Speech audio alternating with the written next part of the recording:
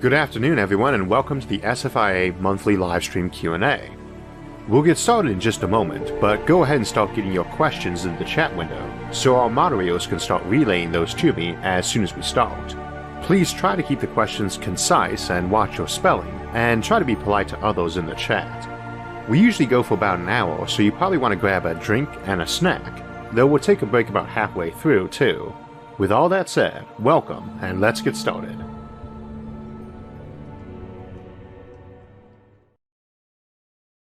Oops. Long camera start, but there's always some glitch 5 seconds before we start the episode. So, good afternoon, everybody, and welcome to episode, I believe it's 39, Livestream 39, where we still haven't ironed out all of our glitches at the beginning of the show, because we only do it once a month. Hello, everybody, and welcome to Science and Futurism with Isaac Arthur for our monthly livestream Q&A. We'll be getting to all of your questions in just a moment. Please get them into the chat window. And the person who showed up for just a second we began is my wife, the lovely Sarah Fowler Arthur, who will be asking questions of us today as we go through. So get your questions through the mods, they'll relay them to her, she'll ask them to me, and I will hopefully give us some sort of halfway sane answer. We have one from last month we'll go ahead and get started with. Yes, so we had a question related to a new discovered fungus from DeWall, and thank you DeWall for your super chat last month. And his question was about this fungus that was discovered in Russia that is said to consume radiation. And he wants to know if there could be any uses for that organism. And we were looking this up, and there's actually a couple different names, and it can block radiation. And it's being projected as having implications for future space missions. And I actually had a chance to, somewhat coincidentally, since now and last month, chat with somebody from NASA Ames who actually was working on this project. Chris Merrill, himself from Red House Studio. He's been working with NASA Ames to develop a fungi and mycocultural building block that they're actually using right now in Namibia to help build houses, but it's being prototyped for use on the moon inside thin pockets where they grow like algae. Then, you know, when that is ready to go, they'll harvest that, dry it out, grow mushrooms on it, grab that, and compress it to blocks. They call them micro blocks. So that is actually a really cool topic we're going to be looking at more in about 2 months, because it inspired me to write a script called Self-Growing Habitats. And also I'll be getting a chance to do the keynote speech for the biomimicry bioscene discussion at NASA Glenn here in May, not too long after that episode comes out. But it's a really kind of cool area to think that these kind of mutant funguses you really wouldn't expect to be around so much, although a lot of them are also naturally going to. These melanin-rich ones can actually have this kind of role in helping protect us from ionizing radiation. And this is the big missing factor in so much of our space conversation all the time is we say space is empty. It's space is full of a lot of empty space, but this is not true. It's empty of everything nice. It's full of dangerous radiation. So anything we can do to kind of cut down on those ones is really helpful. You can use like magnetic fields to help deflect particles that are ionized, mass particles such as solar wind, but they won't do anything against X-rays and gamma. To those and UV, you just got to use raw mass to absorb them. And so these more melanin-rich organisms might be very useful for that. So I had been perusing Facebook right before we jumped on here, and I saw this meme that said that, sorry, I'm pulling it up. I think that the alien UFOs are just billionaires from other planets. And I thought that was hilarious because we have a question from Micah wanting to know if that you think that technological alien civilizations also get a drink and a snack before settling into your science program. We are going to be here for about an hour or two, so this is a great time to be getting a drink and a snack. I think it is a weird aspect of, for those of us who grew up in like the 80s and 90s, we missed Apollo. We missed all the fun Apollo missions, but we we kind of got that into the shuttle program, that kind of disappointment of things not happening. And then we have this big boom of it in the 2010s that is really, a lot of it is folks like Bezos and Musk kind of pushing for that space development. And I don't think that they are the actual UFO sightings in question. Can't say for sure. But at the same time, I really would not be surprised if personal spacecraft for a very long time to go are probably going to be limited to folks in that kind of class range. While we're talking about that, though, One of the things we have going on in the background today is that we're going to be doing, and I mentioned at the end of last episode on Thursday, we're going to be collecting topics for the Return to the Outward Bound series. We got some episodes on Mars and the Moon coming up in the next month or two, and it's made me feel like I'd like to spend a little bit more time on that series again because it's been off on the side for a bit. And those who remember that, that's like colonizing Mars, colonizing Mercury, colonizing Pluto, colonizing Saturn, colonizing a lot of things. And the thing is, we still didn't actually finish out all of the solar system, let alone anything outside the solar system besides kind of technically the Oort cloud and Alpha Centauri. And so today, at the end of the live stream, probably with a minute or two delay at least, though, we're going to take the 5 most popular or interesting suggestions from the audience today and put those up on a poll over on our community tab for everybody to go vote on. And so we'll pick out whichever one of those is most popular, do as an episode. And then that will be, so in the background, say while you're submitting those, submit your ideas. And when people say they like them, say things about how much you like that topic, if you do, so that Sindri and some of the others who are on the moderation forum can see them, pull them out, and let me know about them. All right, so one other announcement, we actually have quite a few for today. I did want to go ahead and give our best to Paul Shalito from Curious Droid. For those of you who remember, we did an episode together on Mars colonization maybe 3 or 4 years ago. And he just came out yesterday announcing he'd been kind of not around as much with his channel of late because he'd been battling prostate cancer, and it looks like he's winning that battle now at this point in time. But just I imagine we have a lot of Curious Droid fans in the audience. You know, make sure to pop over to his channel, give him your best luck and best wishes. And believe it or not, no matter how many messages you might get as a YouTube channel creator, you always love hearing that bits of good news. They really do cheer up your day. So, we're wishing him all the best. He's a really good guy. On and off camera. One thing I like about YouTube is most people I meet and talk to, they are exactly like they are on camera. They are just nice people. So, all right, back to your questions. So Kellen Wong wants to know what you expect a Matryoshka brain AI to be like in terms of personality and interaction with humans. Kind of critical thinking about a Matryoshka brain is I almost never really think of it as having a personality. It's only a very little bit of hyperbole to say that that's about the closest thing to God you can create in a finite universe. Because of course you could do a bigger scale thing like a K3 brain instead of a K2 one. For those who don't know, a Matryoshka brain is a hypothetical computer that, in simplest form, you build a big old wad of solar collectors around the entire sun. And of course the sun emits about 2 billion times the solar power that Earth receives in a given moment. So that's a lot of electricity to be running a computer. Thus 2 billion times what you could run with just this planet. And then, of course, we don't really use nearly as much power to run our computer systems as we do the planet. So you're looking at something that's, at least without any improvements in technology, a billion times faster than all of our current computing combined, without any technological improvements on, say, panels or computing power. The Matryoshka part, the mini-layer Dart effect, has to do the idea that you're recycling to even do better than that by maybe a factor of 10 by doing mini nested layers. But fundamentally, it's a star brain. It's a computer powered by an entire star. And the idea is that that was an artificial intelligence. It would be insanely powerful, and we don't get to see too many actual looks at those. One of the best, I think, was in Isaac Asimov's short story, Last Answer, not to be confused with Last Question, which is more famous and also features a really small computer. In Last Answer, they have seen together all the computers in the whole galaxy by hyperspace. They can all talk to each other instantly, so they can ask it the very important deep thought style question of, to the computer. They say to it, "Multivac, is there a god?" And one of the guys is busy trying to unplug the computer because he sees something's going wrong, and he gets hit by a bolt of lightning.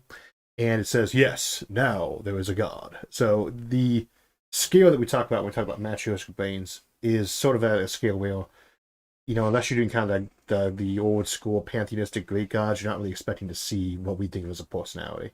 Now, in terms of being able to run simulated people, we used to say could run something like a trillion simulated minds at the usual estimates for what you need to simulate a human. They're just insanely powerful, so I don't really tend to think of them as personalities so much as just really big computers you put all the stuff on. Same as like a planet, But in terms of specific personality, I don't know. Probably pretty impressive whenever I wanted to be. Okay, so the next question here is from Tuman, and he says, so do you think that an artificial intelligence programmed from the ground up and not with machine learning or a copied human mind could be philosophical, make up a fictional story, or think abstractly? We would tend to assume why. The question on all this stuff is, how do you tell if something really is a person, if it quacks like a duck, and it walks like a duck, and it sounds like a duck? And at what point in time are you basically just kind of splitting hairs to find an excuse? And what I usually tell people on this one is, obviously, one, we'll have to wait and see. I think that's going to be really obvious if something does or doesn't. But if you, from a practical standpoint, right, are trying to determine what qualifies as a person, I think it generally behooves you to state that once something's reached a certain, probable cause to claim as a human, so not like a toaster, but, something that can actually indicate in some fashion it probably is thinking, you probably want to put the burden of proof on those who are trying to say it isn't a person at that point. You wouldn't really expect something to prove it's a person. It makes a decent case or application for why it is a personality, why it is, deserving of being treated just like anybody else, and then you have a high burden of proof to prove that it is not. And I say that just because almost every time I see someone try to put together qualifications for what qualifies as a human or a person, you end up excluding a lot of people that you tend to think probably shouldn't be excluded with almost any given category. So I don't think we know until we actually build some of these things if it really could be something that could write creatively or put together poetry or things like that. But that shouldn't really be your definition anyway, because I know a lot of people who cannot write creatively or do poetry too. So. And, they just started coming out a few years back with these articles that would write themselves essentially through the computer basis. And some of them are very imperceptibly different from something that a person is writing. I mean, you could argue that it's got presets, but it makes it a little bit blurrier. And I mean, we can again make the joke that really is just indicative of what the usual quality of people's writing tends to be. But at the same time, yes, you can't, I have a lot of friends who, when I was in the army or when I was teaching way back in college, it was, they'd show me something they'd written or calculated. It was cringeworthy. It's like, you managed to, in one case, somebody misspelled every single word in a sentence, and that included his own name. So, and yet there's no doubt that person was a person. I wasn't talking to a random, unless we're getting to a very, very solipsistic case, not talking to a doorknob or something, as a person. So we don't really want to set the standard too high. And again, we have a lot of AI who can definitely mimic those skills. So again, it's we don't really want to be assuming that that's the qualification for humanity. All right, we have a couple other questions here on artificial intelligence. Thought Criminal wants to know what you think of artificial wombs and how far away is the technology and how will it impact society. Both Elon Musk and Vitalik Buterin were talking about artificial wombs recently. Wombs? W? Okay, yeah. We were talking about that recently too, weren't we? My usual joke about this, we always had this image of, things growing in a big glass tank, like Luke Skywalker from Star Wars. And when he's getting healed up after his encounter with Darth Vader on the ice planet of Hoth. And, that's our image of like a growth tank or a cloning tank. In practice, it's more likely to be a big Ziploc bag, like we currently grow clone sheep in or other things. And yeah, the thing to remember is that artificial wombs is a technology that solves a lot of problems. Like a lot of technologies in medicine, you use it to deal with the deficiencies first, to special cases and problems. If you have someone who's having problems caring to term repeatedly, you might say, well, let's go ahead and do the fertilized embryo or the early embryo, move it and put it into an artificial room where we can grow the thing in the hospital. Here's your child safely where we are able to monitor it 100% of the time. But that could get to be very popular. You might have examples like, well, I'm about to deploy to a war zone, I just got pregnant, I want my child, but I want to go do my duty too. So that might be a case for artificial wombs. There's a million little cases where something like that might be useful, and then as that technology improves, it can be useful. You can think of as more elective situation where someone just doesn't want to be pregnant.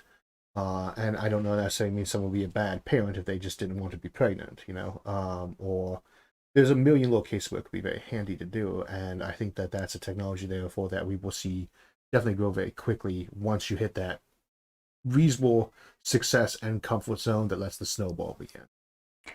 ToughXGC. Hey Isaac, I love your videos. You're my favorite sci-fi channel. I have 2 questions. 1, will you do a video on dark energy technologies similar to the dark matter one? No. And 2, yes. a video on probability manipulation. I was just thinking that we did the Big Rip episode, and well, that's really more the phantom energy variation of dark energy. That is really hard to talk about dark energy technologies because there's just I just realized the camera's slightly off the side of my computer monitor, isn't it? Okay, we'll come back to that. Oh my god, I just lost my train of thought. Dark matter. Dark energy technology. So we did the dark matter technologies one. We know a lot about dark matter except for what it is.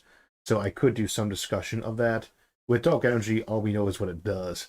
And so it's kind of hard to really speculate much about technologies for that, but we might do one at some point. Part 2 of that question was infinite probability issues.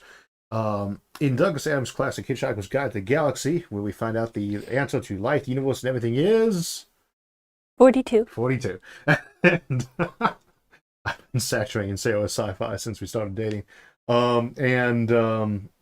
In there they have something called the finite probability calculator, which is it's able to make anything with a certain finite probability that you know take place.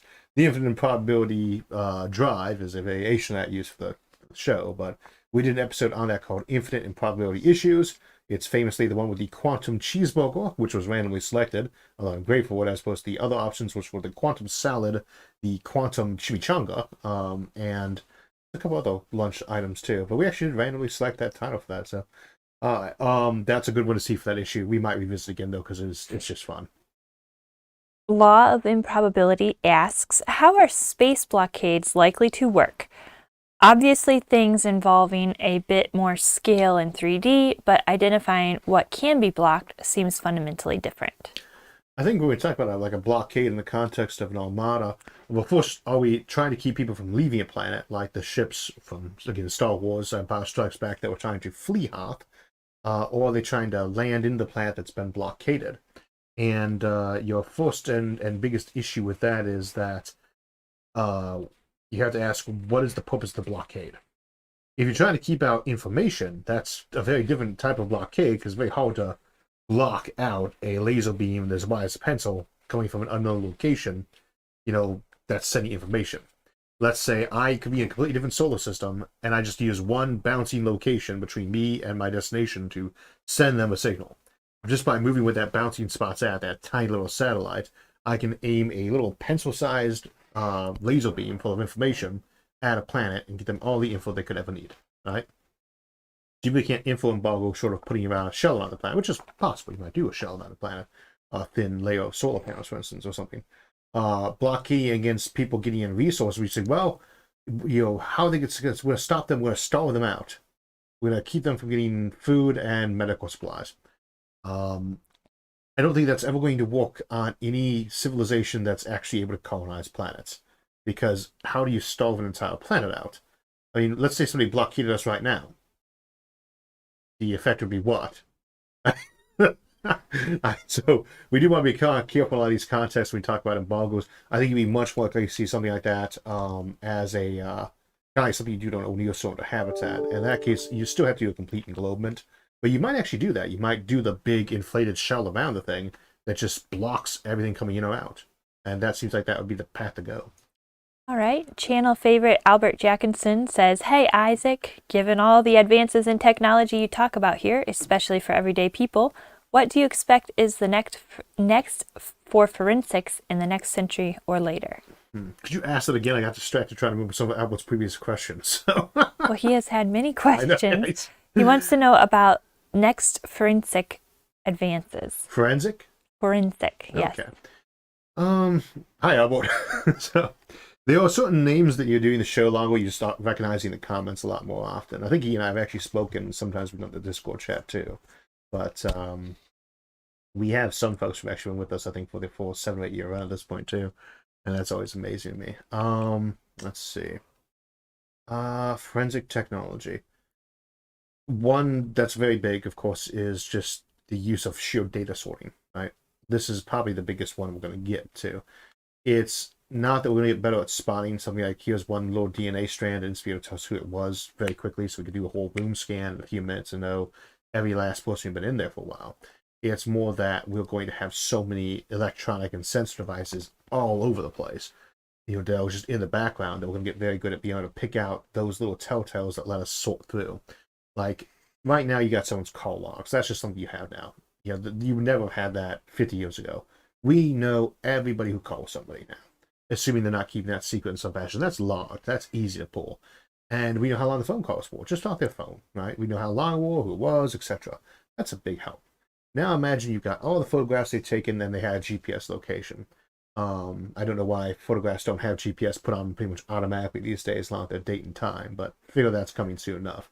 There's going to be so many bits of information just embedded all around people in their smart house, things like that, that you're going to be able to find so many ways to just pick through that and just find out what the motive means and opportunity forms any crime was.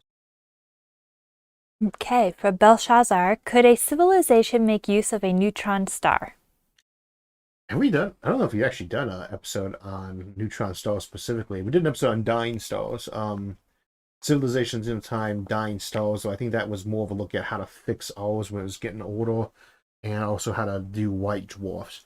Yeah, neutron stars are very useful. You can hammer two of them together to make a black hole, which is useful, or make a awful lot of heavy elements like gold and platinum.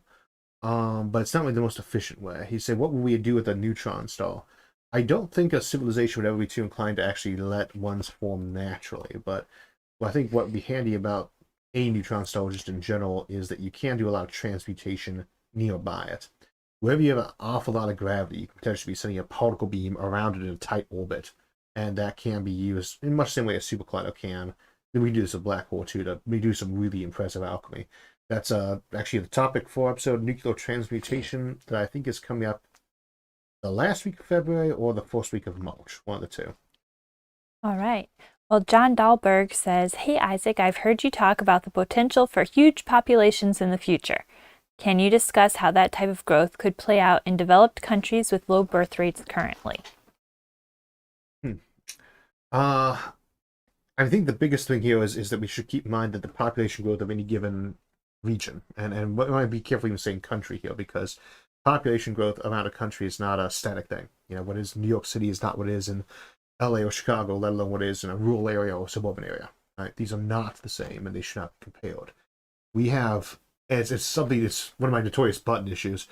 We have an awful lot of very careless discussion of how population growth or decline takes place. That's almost always framed in the context of looking at a specific country's overall total population birth rate or immigration or population and drawing wild, analogies off that. And say, well, what was it 20 years ago? You're seeing what's going to be in 20 years. What was it 20 years ago? Another one was, one time I pulled all the data from the 10 richest countries. And I said, well, the 10 richest countries, if wealth and development are going to be what controls population growth, presumably should be your 10 least growing nations, ones with the lowest birth rates. And that particular year, there wasn't a single match. Not one of the 10 lowest growing population places was also one of the 10 wealthiest nations, GDP-wise, per capita. And that tells me that there was, less correlation than random odds. So I think there was a narrative people have about the population rate declining that in many cases is looking at countries that are, quote, developed. Well, these are countries that are already very full of people. Right? Population growth rates are always a little bit slower in cities too. Highly urbanized areas are not going to grow as fast. A lot of this has to do with people having developed better birth control technologies, better cultural appreciations for wanting to actually have, not get pregnant as soon as you're 18, right? Not start a family that early. These things themselves do not represent eternal trends that you can just push out to infinity. And they're often treated that way. So a question that comes up all the time on this channel is, why do you think in the future we're going to need lots more plants, lots more habitats, room for trillions upon trillions of people when the population is declining? And you say, well, it's not. It's not declining at all. It was 6 billion and a little bit of change in 2000. It's going to hit 8 billion in a couple more years. and it was like 2 billion at the start of the previous century. Show me 1 year the global planet has actually had the population decline, I'd be surprised, in the last few centuries. And I assume that probably is more indicative of why. We always say, this is the same thing for like cycles in history. People talk about an inevitability of things happening over and over again. Wheels are not natural. We made them. It was all a thing that we invented. They spin around over and over again to move something from point A to point B, or to engage in some intentionally cyclic pattern. Then they stop moving. They don't have a reason why they move like that. Things in history or behaviors of people, or trends and traditions, have things driving them. And we don't want to look at just the data and say, well, based on this curve, this is what's going to happen. Ask instead, which is how we do science, why is it doing this specific thing? And I think that's become very important for a lot of people when they're trying to predict these things, because so often with the population trend data just for over a century now, almost every prediction has been wholly wrong. And I'm not going to give you a prediction about what it's going to be, because I'll be wrong too. If you don't know why it's going to be these things, meaning that it's going to be different in every region of the planet based on culture, based on something as small as what the most popular new movie was that year, like Soylent Green comes out, it makes you a little bit nervous about starting a family, you know? These things are not easily predictable, and you go by what causes people to do something. But I would usually say, as a whole, species are designed to reproduce more than they need to survive with pre-technology. So I don't really see them declining in number as long as they can comfortably grow. That's where we get that basic concept from, and that's why I tend to assume the population will keep growing as long as we comfortably can do so. We have another web fan that says, "Hi Isaac, from us in very cold Amsterdam, New York. Just to say thanks for all the videos you upload. We love sci-fi, physics, and astronomy, and your videos and narrative are superior to anything on TV." Thank you for that flattery. It is appreciated. Thank you. And then we have a question from Tim and Yo. "Hi, how would you attack a Mckendree cylinder?" For context, and I think we'll try to get this one up quick and one more before we go to the break. Mckendree cylinders are like O'Neill cylinders. They're gigantic orbiting habitats, except that they are what we call continent class 1. Whereas like O'Neill cylinders come in island 3 designs, things that might be the size of a large town or maybe a small county. A Mckendree cylinder is the size of a continent, right? It might be a medium-sized country to as big as a planet, depending on how you build it in terms of its living area. And it might have multiple levels. That's the main difference there. The way you attack one would probably be to cut off its actual external power supply if it was getting it from like the sun. And if it's not getting it from the sun, then your way would probably be to try to make sure it can't get rid of its heat, because most of those things are probably going to be producing more heat if they're not getting sunlight in than they could naturally radiate away just from the cylinder itself. So bouncing energy in these things, obviously they're sensitive just being blown up, but I think if you're not trying to just blow the thing up and kill billions of people in one shot, your way of doing that would just be to kind of reflect energy back in onto it so that it was not cooling. So just kind of turn the thermostat up on everybody very slowly until they got uncomfortable and surrendered. So you don't ever want to actually send in infantry forces in a kind of a modern sense into any sort of rotating habitat. That is a pair of horrible bottlenecks. You'll get decimated. It is not an invasion-friendly environment. Anthony Lundgaard says, "Back in 2017, you made a video about usable rockets. With all of the new advances in the field, are you going to do something like an update in your video?" Maybe. Yeah, a lot of times I try to stay away from whatever's coming out this year. Part of that is because there really are a lot of other people who do great videos on those, and faster too. I write an episode, and it's about 3 months before whatever actually shows up on the screen. There are exceptions. We've done like tributes when somebody passed on, where he got out like the next day, as was the case for like Dyson, when Freeman Dyson passed away last year. But in most cases, we have a few months of timeline to develop them. I like to take my time to see what the developments are. Whereas we have a lot of folks who are very fast about turning them around, and they can do just as good a look because there isn't a lot to speculate about. They're detailing how this particular piece of technology specifically is going to do stuff. So I don't really mind doing something like an update on reusable rockets, but nothing that we've had really happen recently strikes me as requiring an update at this time. Let's go ahead and go to our break, and we'll be back in 4 minutes. We'll see you then. So we have a quick break for a few minutes, and it's a great time to get more questions into our moderators for part 2. We always run out of time for questions, but we try to get to as many as possible, and roughly in the order asked, and I try to answer those left afterwards in the show's comments.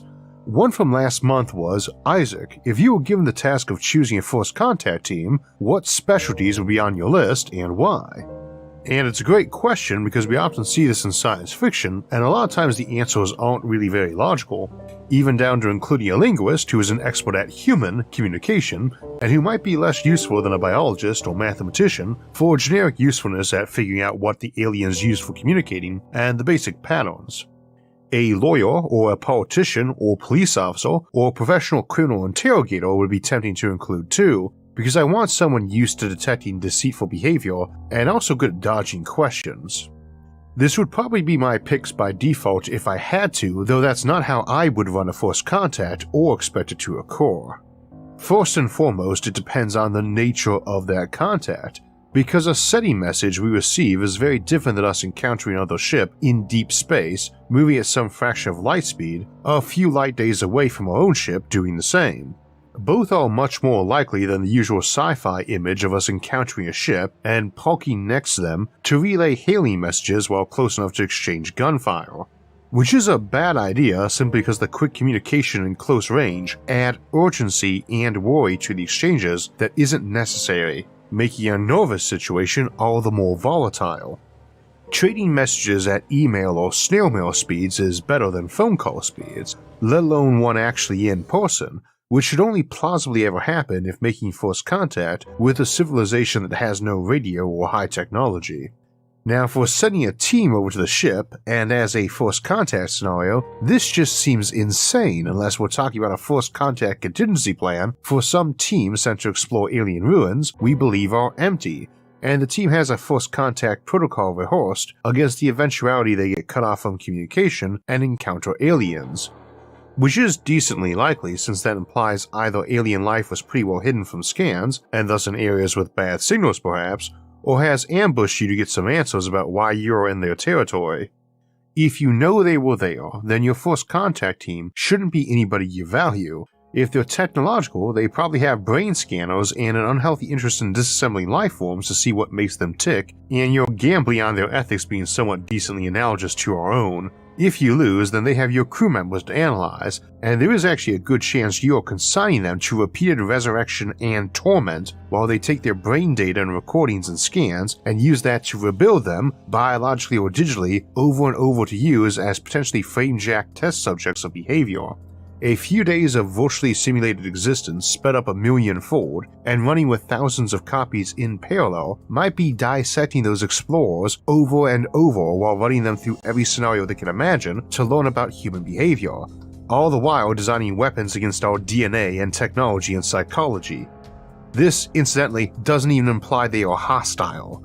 The aliens might simply consider that a common sense approach, and your crew might be returned to you unaware this was done to them and is still being done to their copies. So you send a relatively simple robot and remote control it. That's your first contact crew, a nice sterile robot with basic tech and no genetic samples or brains to read. No bombs on board or suicide devices because they might detect that and view it as hostile, you sending a bomb to their ship.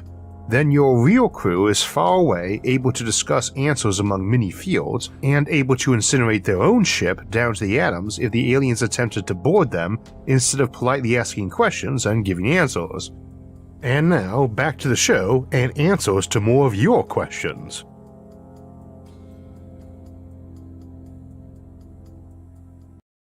Alright, and we're back. As a quick reminder for everyone, as we get into part 2 here, we are also trying to collect episode suggestions for Port of Young after the episode for continuing the Outward Bound series. Episodes like colonizing Pluto, Mercury, etc. They're not ones we haven't done before. Only ones we haven't done before.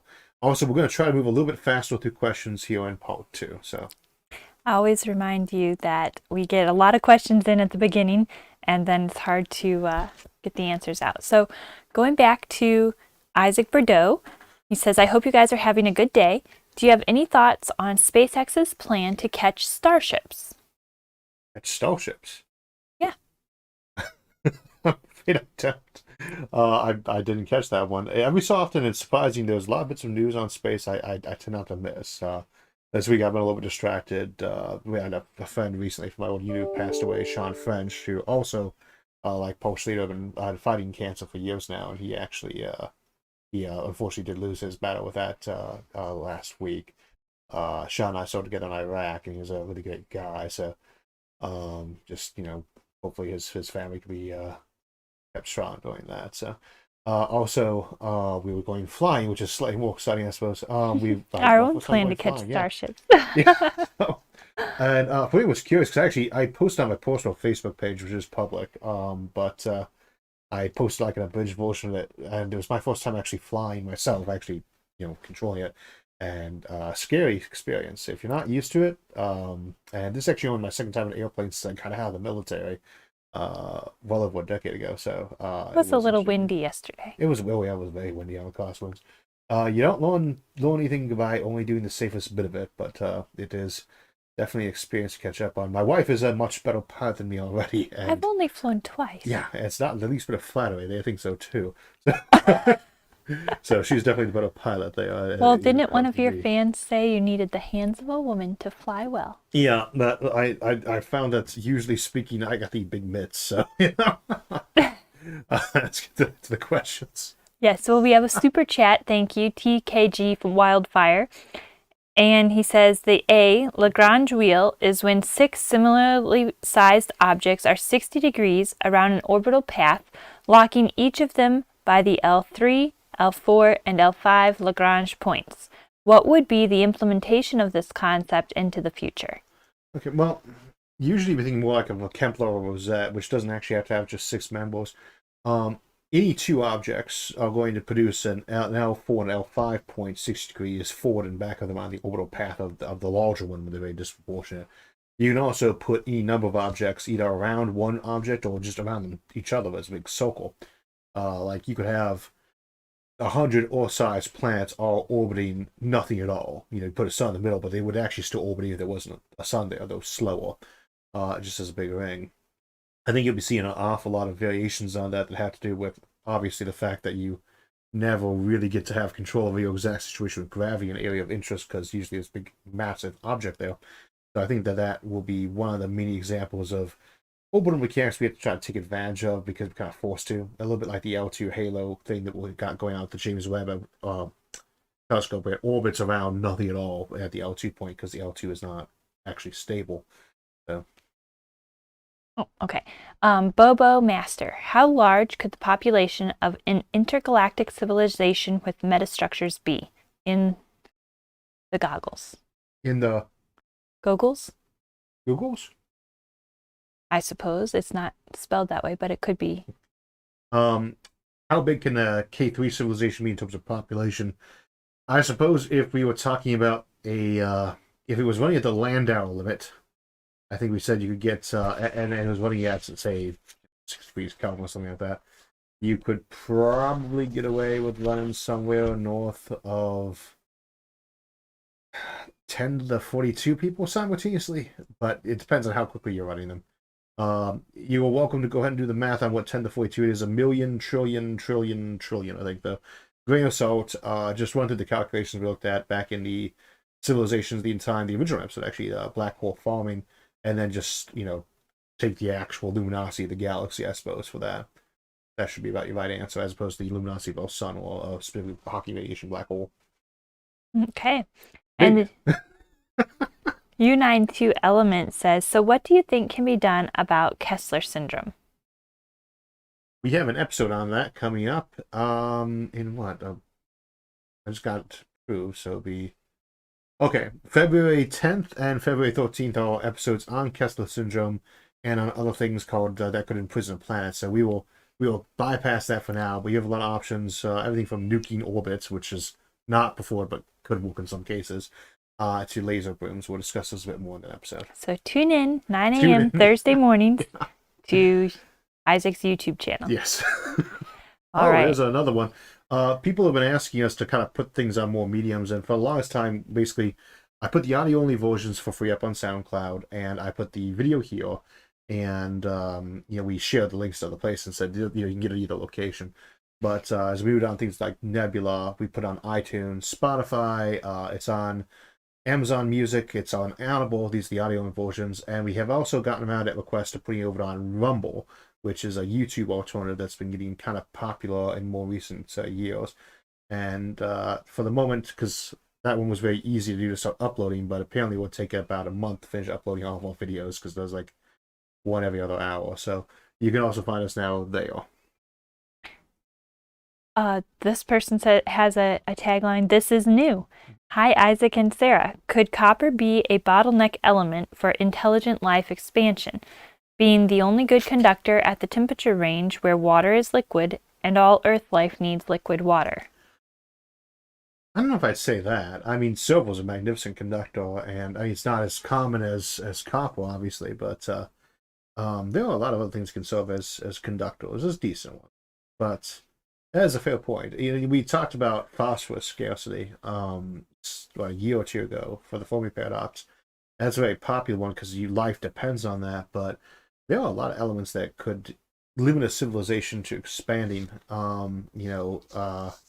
That might not be as common as you think. Some are going to be really common. You're not going to find plants that don't have silicon on them or aluminum, though those are limitations you might find in underwater civilization that there's no way to make use of them. But yeah, copper could be scarce enough in some circumstances that you really couldn't do very good wiring, and so they don't really get too much electricity going on. But I feel like that would just be a delay. And, I don't really like the Malthusian approach of doomsday of saying civilizations only have so much time to get into space before they die. We have to remember when we talk about things like counterclocks on civilizations, because if they don't get done by this period of time, they'll have used up this resource, fossil fuels, or wreck the atmosphere or wreck the environment. We have to keep in mind that those are usually assumptions of a very high-tech civilization like our own beating up their planet in some fashion or beating up each other. If you actually don't have those technologies in play, because you're getting slowed down developing them, like because your copper is very short and you wait to develop something cheaper and better yourselves, those really shouldn't have the counterclock, honestly, more than when we discovered pottery, that kind of thing.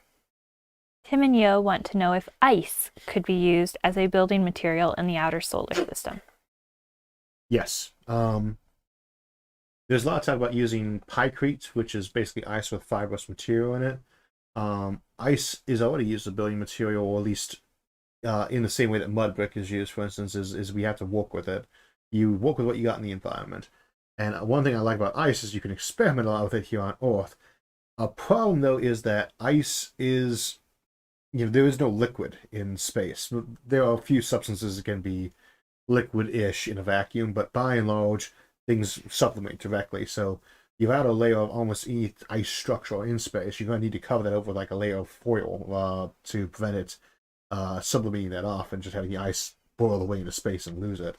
But other than that, ice is one of those things that it's not just a question of is it useful to work with. It's more of a question of how do we find other ways to make it useful to work with, because we're going to want to use it. There's so much of it going to be available.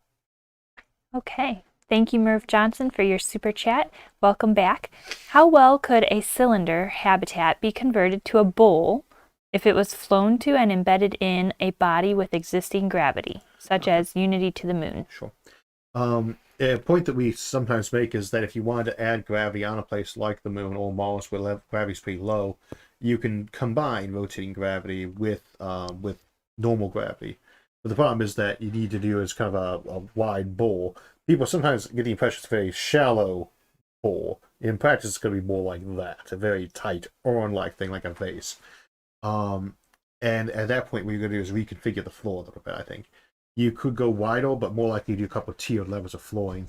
And so it would look like a rotating habitat, picture a normal one, only the downside, the downside is of which direction the actual planet is, has gotten a little bit skinnier towards the bottom. There's a number of shapes that might be a little bit more convenient in terms of specific curve, but you probably end up doing kind of a tiered garden thing on the way down. Okay. Rafflecopter Kerman, how bright would the night sky be in a K3 civilization galaxy with all the nav lights, drive plumes, and propellant outgassing? Would it be more luminous than our natural one? That is a good question. I think it's hard to answer that one. By the way, the last one, the question was how hard would we to reconfigure those? Now I think about it, and the answer is not very hard at all. Not easy, but not too hard to reconfigure a cylinder to a planet. Especially a low gravity one. Let's see. K3 civilizations. You might, like, if you have a civilization that runs on black hole starship drives, the Kugel Blitz black hole ones, those should be detectable to us via SETI type efforts right now, but they are in the gamma range. You're not going to see those much. Alternatively, if you have thousands of ships coming and going from a planet every day, which is not indicative of really all that much space traffic, to be honest, you're going to constantly be seeing something up in the sky looking like a meteor. There's going to be a lot of noise pollution. You can see the ISS with, you can see it pretty clearly with a pair of binoculars, but it's visible. Satellites are often visible moving through the sky to just our eyes. Now imagine you had $1 trillion of them and opened up a planet. That's a lot. Or even just 1 billion, or maybe even just 1 million. It's a very bright sky at that point. I think you would probably have to have a lot of limitations on how much light pollution you got. There are ways to kind of counteract that, but a lot of times you'd be saying, well, shift your production into things that are not visible to naked eye. Or you might just tell people, hey, this is the price of living in the inner system. Go out to the outer system and go live inside this great big collection of cylinder habitats that have a opaque shell built around them. So there are options, but Light's likely it will be bright. Yeah, probably very bright. Red Coney, Isaac, I'm a huge fan, glad to be on the live stream, and it's been a while for me. My question is, why do you believe that interstellar travel at relativistic speeds to travel the galaxy is possible or impossible? Well, it's in terms of it being possible.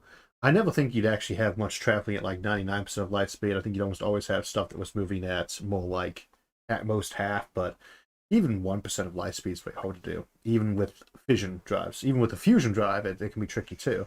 Usually we talk about a fusion-based drive. Our assumption is that we got basically the fusion going on and blowing out the back. In practice, a fusion-powered drive or fission-powered drive is often just basically an ion drive, which isn't really going to be all that much more impressive than what we have now, which can just keep pushing until it runs out of fuel, but it might only get you up to 0.1 C. But the laser pushing option that we talk about a lot, that is high energy, something like the lasers, but you got it, and you have all that energy to move stuff back and forth with, so you probably would see spaceships taking advantage of that. Okay, so a question from Smiley Face. Do you think there could be beings that live in wormholes or black holes, like in The Expanse and Interstellar? No. I hope not. Think about those giant probably worms. Not unknown physics. There are certain scenarios of like multiverse concepts where the laws of physics are a bit different, that you could have things like that happen. Yeah, even life forms built out of black holes, but not realistically inside our universe and all constraints. Okay. Gertjan Isnik, hello from the Netherlands. You've changed my life and given me hope for humanity and even purpose to my life. Thank you. I appreciate that. Okay, question now from Sano Bello. Have you ever come across a faster-than-light method that accounts for causality breaking other than one in the House of Suns? I like the one from the House of Suns. They basically just had set up so that your wormhole between two places, snip those two bits out from reality for the purpose of causality, in terms you couldn't see what was going on there. The Andromeda Galaxy basically disappeared millions of years before, and I'm not going to spoil that book because you should absolutely go read it. It's his best novel, in my opinion. Alistair Reynolds. I love his series Revelation Space, but as standalone books go, I love that novel. It's probably one of the best science fiction novels ever written. Yeah, that's. I can't remember what the question was. No, not beyond things like that. Sean Ainsworth, thank you for all your work, the episodes, and all of the work. I have watched all of them and rewatch anytime when I have not much to do. Also, a big thanks to your lovely wife, oh, that's me, thank you, and all the people that have helped you, Sindri and etc. There are a lot of them. When I say there's like 100 people on the crew, there are folks who will leave for like a year or so and only pop by to hit a little message on one script. There are other folks who devote hours to it like every week. And it varies as, because again, I like people to only involve themselves in their spare time and where they're interested. But that group of people has over the years been totally invaluable. Doesn't even cover enough. The show would probably not be around anymore if I didn't have all those other people there to help stimulate the brain waves. Speaking of which, we had a question a little earlier from Nick Marco about what attracted you to make sci-fi videos. Last night we had occasion to use Facebook Watch for the first time as an app, and I got reminded of an old video I did before I was even on the board of elections that was an incredibly slow walkthrough of every single ballot issue that was on the ballot for my area. Just not in favor of just telling people what it was, like how much this levy would cost, etc. And I was reminded when I saw that actually predates the show. And a lot of times I will say, because we always kind of rewrite history a little bit to ourselves, that there were no videos. The first video was Megastructure was back in September 2014. But I actually done quite a few random videos on this or that kind of topic before there was ever a channel or thought of it. The first video that's still up on the show, I delete all those to kind of clear the genre out because it became the Futurism channel, not Isaac's random posting page. That was because it wasn't anything special about it. I was just like, oh, I want to try out a couple new techniques, like PowerPoint and video production. And I spent a lot of time in a word building forum on Facebook. And a constant thing that came up, so I often had to explain certain kind of mega structures to folks because I was on a little bit of a mild crusade of beating the dead horse about trying to get sci-fi writers not to spend all their time on planets. Not the planetary chauvinism of one little colony on one planet as opposed to all these cool megastructures like the O'Neill cylinder. And so I decided to do a video that highlighted them all and had all the beautiful artwork from folks like Steve Bowers and others from Orion's Own. And that's it. There wasn't supposed to be anything special about that. It wasn't meant to be an episode. It wasn't meant to be a channel. And I just always like to put information out, I guess. Welcome back, Simon Farmer. Thank you for your super chat. It says, if the first rule of warfare is to be the first to act in a combat situation, how important is the role of autonomous AI in warfare? Mm-hmm. Well, the first rule of warfare is always to be proactive and make sure you strike first. Not be confused with the other first rule of warfare, which is always to wait to see what the other guy's going to do and then react to that strategically. I think we had been dating about 2 months when I finally asked you how many first rules of warfare there were. The second rule of warfare, as I occasionally tell people, I'd forgotten about for years, but it was the only time I ever heard one of my sergeants in the military say something and say that wasn't the most important thing, but the second most important thing. And it was to always have in your backpack a little Ziploc bag with a pair of dry socks and a spare pair of underwear. So I officially have the second rule of warfare is always have dry socks. Always keep spare socks around. That is actually a really good idea, though, is always keep like a t-shirt and socks in a Ziploc bag in like your rucksack or your trunk, etc. For those rainy days when you really, really, really, really are just needing something to change into. Let's see. Autonomous warfare and AI, or is autonomous AI and warfare, what's the impact of that? I'm trying to actually answer the questions faster, but I really don't do that, bro. Let's see. I mean, obviously, it's going to be a really huge impact overall in terms of how we let drones do this. But in the short term, we're not going to get, I think there's probably going to be a treaty if there isn't already, but a feeling that drones should not be allowed to actually have the decision to fire. The actual decision to take any action that might kill a human should always have to actually have a human on the end of the switch. I think that's probably going to be the rule for quite some time with things like drones. So that's my best guess in general terms. Okay, Smiley Face says, do you think a Type 3 civilization would have a political divide amongst its population? I think a Type 3 civilization would not have any sort of political unity in general.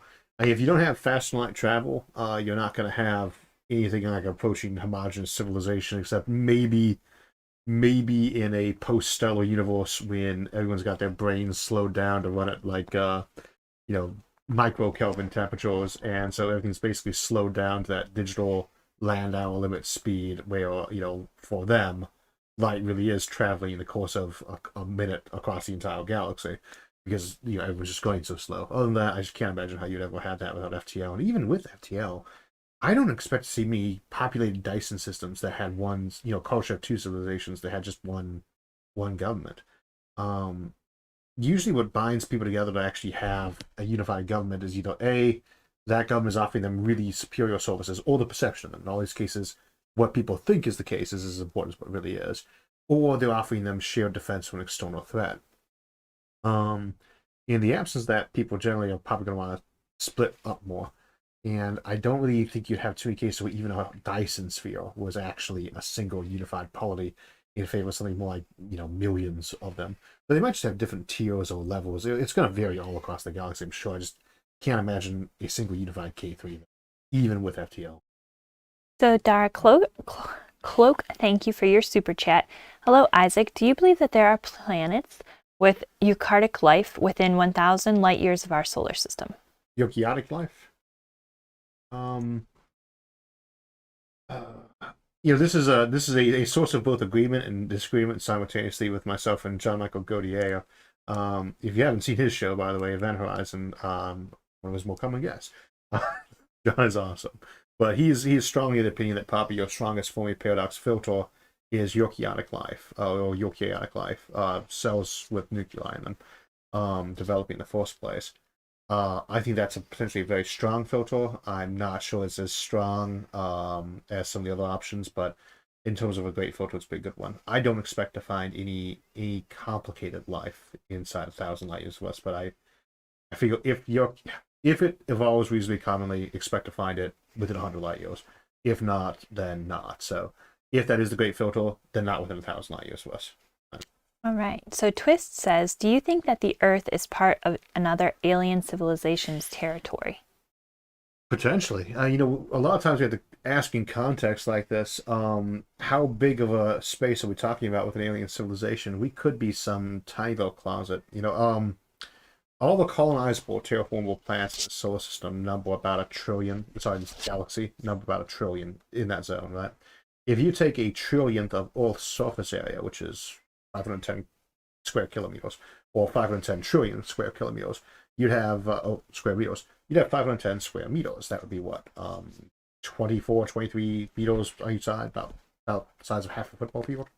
That's not a very big space for a planet to be thought of, and that's a whole solar system, mind you, or planet, not just like the whole, just a little bit.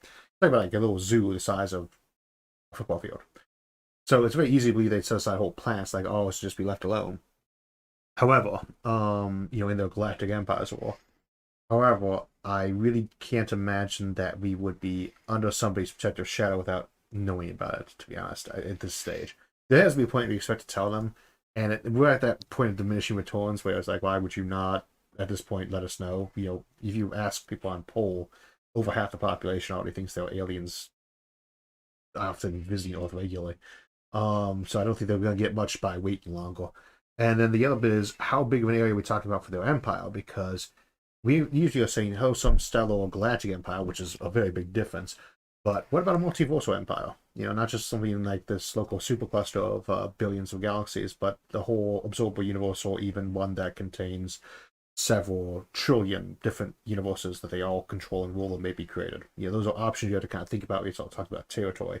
And the answer is, I have no idea. I don't think we are, though. I don't think we are part of anybody's empire. So Raven609 wants to know why aliens don't wear clothes. This one actually might be kind of fair. I don't, the usual assumption is that humans slowly lost our hair from a long time wearing clothes to adapt to other environments, but there's a lot of guesswork on that. And that's what it was last I paid attention to it. That was probably at least a decade ago, so that might be not the theory anymore. Yes, but aliens are usually not demonstrated with hair either. They're usually portrayed as naked and hairless. Yeah, I would say usually the biggest thing they have going on, and I think the Asgard and Stargate, they actually have Colonel O'Neill point out that they're all naked. But you would expect them to probably be wearing like a utility belt at least, just because it's so nice for you to carry stuff with you. I really wouldn't expect to see naked aliens unless they had like built-in pouches like a kangaroo. And actually, if you know much about a kangaroo's pouch or a possum's pouch, that's not really a place you want to be putting anything you want to keep clean either. So I kind of assume everything is going to be carrying stuff around. Whether or not they'd actually have clothes for modesty's sake, I don't know. It depends on their planet. You could easily have, like, almost all of all land mass that's livable is in the northern hemisphere of this planet by coincidence. Though you got Antarctica is completely unlivable. You could easily have a distribution on a planet where pretty much everything was in a reasonably temperate zone and clothes were just not a thing. But I think you probably see a lot of aliens with clothes in general. My own guess. All right, let's take 2 more questions and then call it quits if they are. Can we do 3? 3. All right. Ram Dan wants to know if you would ever make an episode about craft worlds, like the ones that the Eldars use. Sure. In the kind of the 40K setting, I don't know if we actually get too many really good descriptions of those. The only one I actually remember is from one of the Fabius Bile books for the invading one. But we could probably do one on artificial planets that were also spaceships. Yeah, that was not like planet ships, but just kind of more of a big one with artificial gravity. Yeah, maybe. Okay. Ours the Great, thank you for your super chat. Do you think that Tipler oracles and basement universe are possible? We probably will not get a chance to do a Tipler Cylinders episode. I really would like to do one on Omega Point. Tipler had a lot of interesting ideas, controversial ones, and many of them probably not very well based, but we might want to go visit that some more in the future. Can you have a basement or attic universe?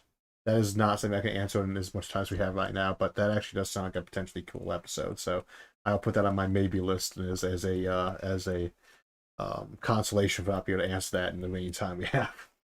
Okay, last question for today. Dean Lawson. Hey Isaac, what are your thoughts on the simulation hypothesis that claims our universe and reality are actually running on some massive computer system somewhere? Well, that's right back to that same question. Totals all the way down, computers all the way up. We have done episodes on the simulation hypothesis. My usual one on that, again, over and over is, it's not a question of whether or not you live in a simulation. That's not the question, right? The question is, does it matter? We already have an awful lot of human belief that's centered around the idea that there was a higher plane to existence, right? This is not a new idea. It's one that we see in pretty much every religion I can think of, honestly. If you're an anthropologist, you don't need to write me telling me about the exceptions. That's just indicative that I don't know too many of them.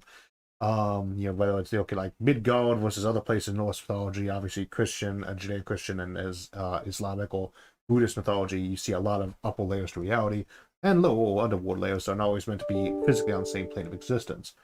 I don't think that's an idea that people have too much problem saying, oh, but I don't live in that reality above, so I'm not real. That's kind of the problem there. In a simulation where we basically are saying it's being done on a computer, you're not real because you're on a computer as opposed to just on some other created lower level of existence by supernatural power. The other thing to remember is what functions in our reality only if it's a simulated ancestor for us, where you try to specifically make a universe identical to your own in many factors.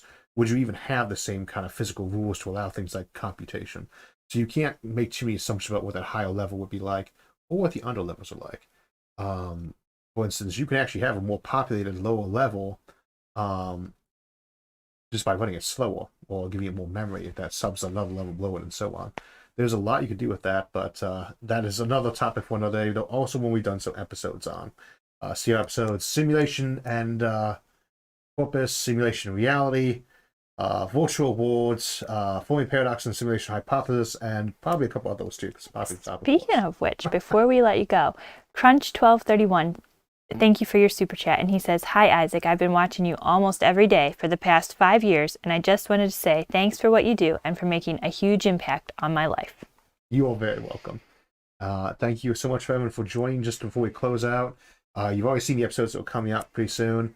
I think I already mentioned, though, as we said, we're going to be doing a poll. I'll try to get up the next 10 minutes or so over on our community tab. We're just going to go ahead and get a list of all the various things people have been suggesting during the chat as potential colonizing episodes, for the Outward Bound series. And we'll put those up in a poll as soon as I can, hopefully the next 10 minutes or so after I close out this stream. You still have time to submit them, though, since I haven't seen those lists. Again, thank you, everyone, so much for joining us today. And I think I got all of our announcements. So we will see you on Thursday, and also, of course, next month. So that will wrap us up for the day. I want to thank everyone for joining us, and again, if we didn't get to your question, feel free to post it as a comment below, and I'll try to get to it this evening. Also, you can continue the conversation at any of the forums on Facebook, Reddit, Discord, or our website, isaacarthur.net. Thanks for joining us, and we'll see you Thursday.